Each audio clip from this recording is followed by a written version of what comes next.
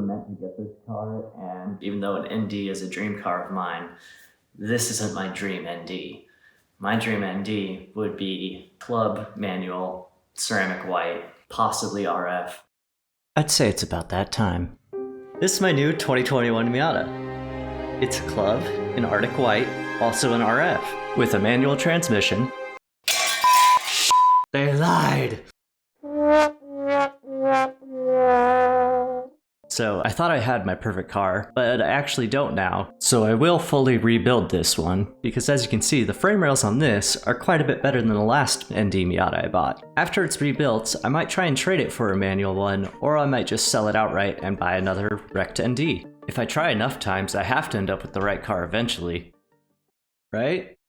Alright, now that we got the basics out of the way, we're gonna move into how I got to this point, because it did come with a hood and a fender and a bumper on it, or at least the pieces of those things. The steering rack on this, when I got it, was completely shattered, and it came on a long trailer, not a flatbed truck. So we had to drop it off at the side of the house, and then I had to disconnect each tie rod to move the wheels independently and get it off of that trailer. It wasn't the most fun experience, and even less fun was after the truck driver had gone, it was now up to me, and luckily my friend a few days later, to be able to move this thing into the garage. So now I'm gonna show you some of that work. It's gonna look a little funny because I wasn't sure how I was gonna film this, and my original intent was to show all these up close shots of me doing this little work without revealing the car, and then reveal the car once it was in the garage. And then we'll go over everything that's wrong with the car and what will need to be done to it.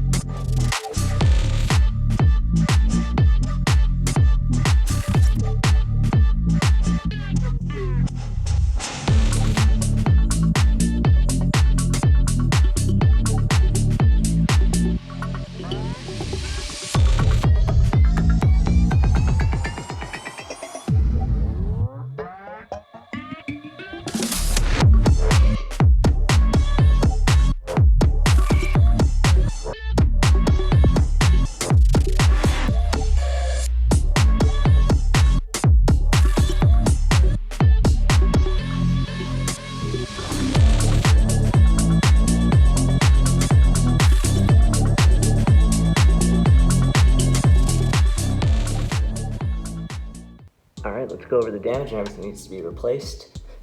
One thing to mention, this is how we got it into the garage. We have a dolly, full flat top, because we had two other dollies that didn't have that, and that cracked boards. So we got that one, but we still managed to knock off a wheel and severely bend another one as we pulled it up. Then we got a 4x4 and ratchet straps to the subframe. Then we had to put the jack under here and slide the whole thing up the driveway. The impact was on this side, right there. It hit the crash bar here and then glanced off, it looks like, because this isn't fully compressed like it should be. It did move a bit, but it looks like it kind of just glanced off the front there. You can see the marks here. And bent this back. There is a small crease in the actual frame rail right behind there. Looking at it from there back though, so far it looks okay. I will compare with the other side once I get that fender liner out. This extended piece of the subframe is a little crooked right there too, but I think that's just the flange. So my plan is to bend all this back, get a new crash bar, because having a perfect condition of one of those is always key. All right, now as for under the hood, core support here, it did bend upwards right here. We did pop probably 2 of the spot welds. So I foresee myself buying a welder once it's pulled to the right spot. Get those the way they should be. Fender liner missing a lower piece of that. A new headlight that's absolutely destroyed. I have the under tray up there. It's in good shape. It'll be new fender, headlight, hood, bumper, grille. Both motor mounts shattered on this, just like the other ND I had 2 years ago. Here's a better look at those engine mounts.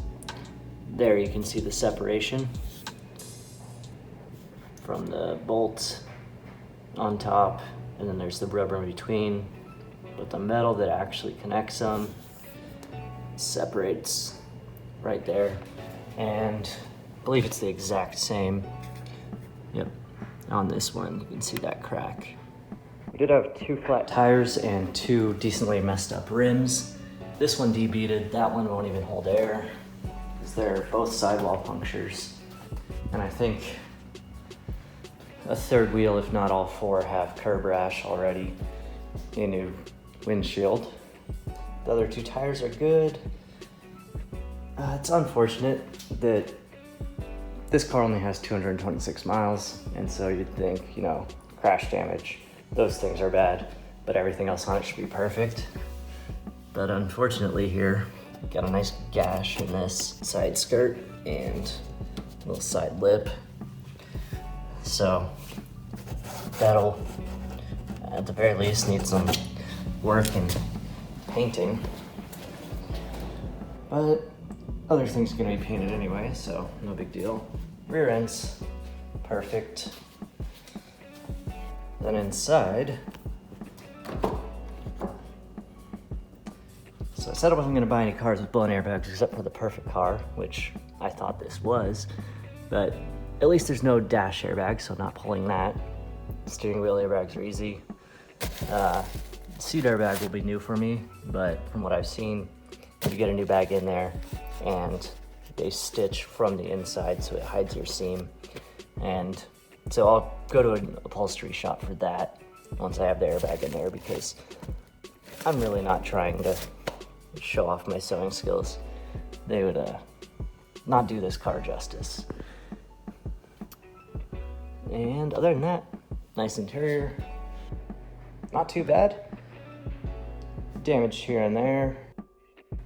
I guess a little more than what I'd like if I want something to be done quickly, but it does get me a brand new car like this for a very decent price, because if the damage was too light, this wouldn't be totaled.